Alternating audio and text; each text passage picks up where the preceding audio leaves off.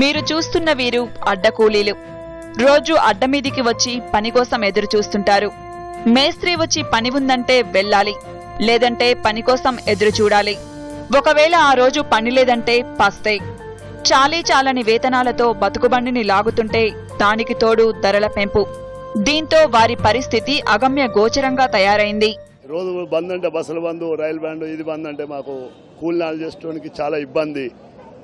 మా పిల్లలు చదివించుకోవాలంటే చాలా ఈ వానాకాలం వాడు చాలా ఇబ్బందిలో ఉంటున్నాము. చెప్పరాకుంటుంది. బియ్యం కొనాలంటే 40 రూపాయల కిలో అంటే దొరుకుతలేవు. మార్కెట్ పోవాలంటే చాలా ఇబ్బందిలో ఉన్నాం మేము. రెక్క ఆడితేనే బుక్క ఆడుతుంది.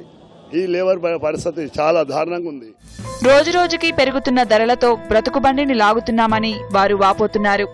దానికి తోడు ధర్నాలు, బందుల వల్ల చాలా ఇబ్బందుల పాలవుతున్నామని కూలీలు ఆవేదన వ్యక్తం చేస్తున్నారు. 2 రోజుల నుంచి బంద్ ఉంటే మా బీదలది పరిస్థితి ఏంది? కూలి పోవాలంటే కూలి లేదు. రోజు వర్షం పడుతుంది.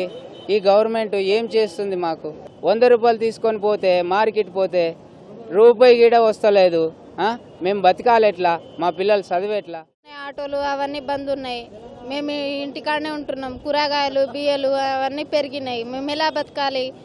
మాకు కూడా ఇంటికాడ పిల్లలు అవి ఉంటారు. ఇంటికాడ మేము పని చేయాలి. అవి పెరిగినాయి. ఒక కిలో టమాటాలు 20 రూపాయలైనాయి. కిలో బియ్యం 100 రూపాయలైనాయి. మేము ఎలా బతకాలి? ధర్నాలు, బందుల వల్ల పని దొరక్క తమ పరిస్థితి మూలిగే నక్కపై తాటికాయ పడ్డ చందంగా తయారైందని దినసరి కూలీలు వాపోతున్నారు.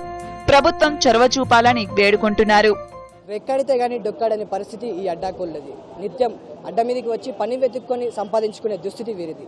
అయితే చాలని వేతనాలు, నిత్యావసర ధరల పెంపుతో రోజు ఇబ్బందులు పడుతుంటే దానికి తోడుగా బందులు, ధర్నాలు వీరిని మరింత ఇబ్బందుల పాలు చేస్తున్నాయి. దీంతో వీరి పరిస్థితి మూలిగే నక్కపై తాటికాయ పడ్డ చందంగా మారింది. ఇకనైనా ప్రభుత్వం తమపై శ్రద్ధ చూపాలని వారు కోరుకుంటున్నారు. వీడియో జర్నలిస్ట్ ప్రభుత్వం, ఎలందరెడ్డి, సివిఆర్ న్యూస్, హైదరాబాద్.